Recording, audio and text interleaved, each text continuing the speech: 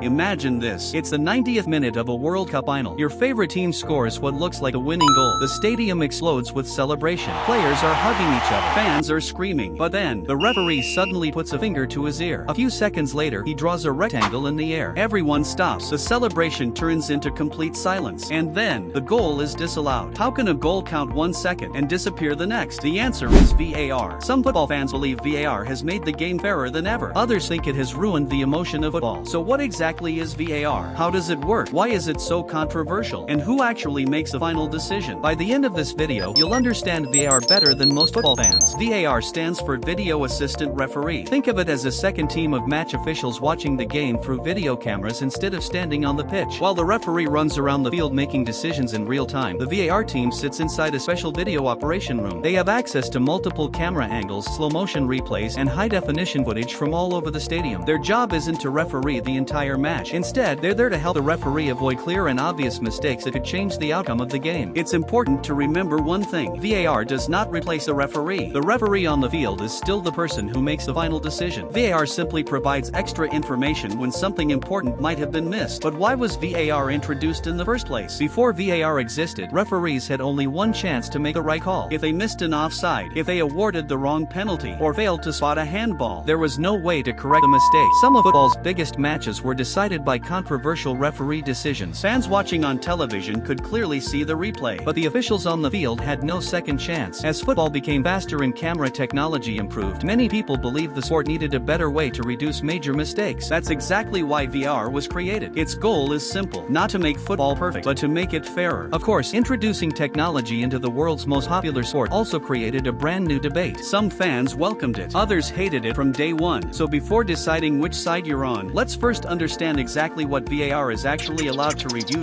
So, what exactly can VAR review? Many people think VAR checks every foul, every tackle, and every referee decision, but that's not true. In fact, VAR is only allowed to review 4 specific situations during a match. Let's go through them one by one. First, goals. Every goal scored is automatically checked by the VAR team. Even while players are celebrating, officials are already reviewing the replay. They check questions like: was the scorer offside? Was there a foul during the attack? Did the ball go out of play? Was there a handball before the goal? If everything is legal, the referee receives a message saying check complete. The goal stands. But if VAR spots a clear mistake, the referee is informed immediately, and the goal can be disallowed. Second, penalty decisions. Penalties often decide matches, so they receive extra attention. If the referee awards a penalty, VAR checks whether the foul really happened. If the referee misses an obvious penalty, VAR can also recommend a review. However, VAR doesn't get involved in every small piece of contact. It only steps in when there's a clear and obvious error. Third, direct red cards. VAR can review incidents involving straight red cards. For example, dangerous tackles, violent conduct, or serious foul play. But here's something many fans don't know: VAR does not review yellow cards. Unless the incident could become a direct red card, yellow card decisions are left to the referee. Fourth, mistaken identity. Sometimes the referee punishes the wrong player. Imagine player number 8 commits a foul, but player number 18 receives a yellow card by mistake. VAR can quickly correct that error and make sure the right player is punished. Although it doesn't happen often, this rule helps avoid unfair decisions. Now that you know what VAR can review, let's see how the review process actually works. Imagine a striker scores a goal. The referee points to the center circle, and everyone celebrates. At the same time, the VAR team immediately begins checking every available camera angle. If they find no problems, they simply tell the referee, check complete. The match continues without interruption. But if they notice a possible offside, handball, or foul, they alert the referee and recommend a review. Sometimes the referee accepts the information instantly. Other times, you'll see the referee run to a small monitor beside the pitch. This is called the referee review area. Here, the referee watches slow-motion replays from different angles before making the final decision. And that's the most important thing to remember: VAR never makes the final decision. The final decision always belongs to the referee on the field. VAR is there to assist, not replace the referee. But if VAR is designed to make football fairer, why do so many fans still argue about it? That's exactly what we'll explore next. If VAR helps referees make better decisions, why do so many football fans still dislike it? The biggest reason is simple: it changes the emotion of the game. Imagine your team scores in the final minute. The stadium erupts. Players celebrate. Fans jump with excitement. Then suddenly, the referee signals for a VAR check. For the next few seconds, or sometimes even minutes, everyone waits. That moment of uncertainty can take away the excitement of celebrating a goal. Another common complaint is that some reviews take too long. Fans want football to flow naturally, but long delays can interrupt the rhythm of the match. There's also another problem. Even with video replays, not every decision is black and white. Some fouls, some handballs, and some challenges are still open open to interpretation. That's why people can watch the exact same replay and still disagree. On the other hand, millions of fans believe VAR has made football much fairer. Without VAR, obvious offside goals might still count. Clear penalties could be missed. Dangerous tackles might go unpunished. Technology gives referees a second chance to correct major mistakes before they affect the final result. No system is perfect, but many believe making fewer mistakes is better than having no video assistance at all. Here's something interesting. VAR checks every single goal, even if you don't see a review on television. If everything is legal, the officials quickly tell the referee, "Check complete." Most of these checks take only a few seconds, so fans never even notice them. Only the more complicated situations lead to a full review.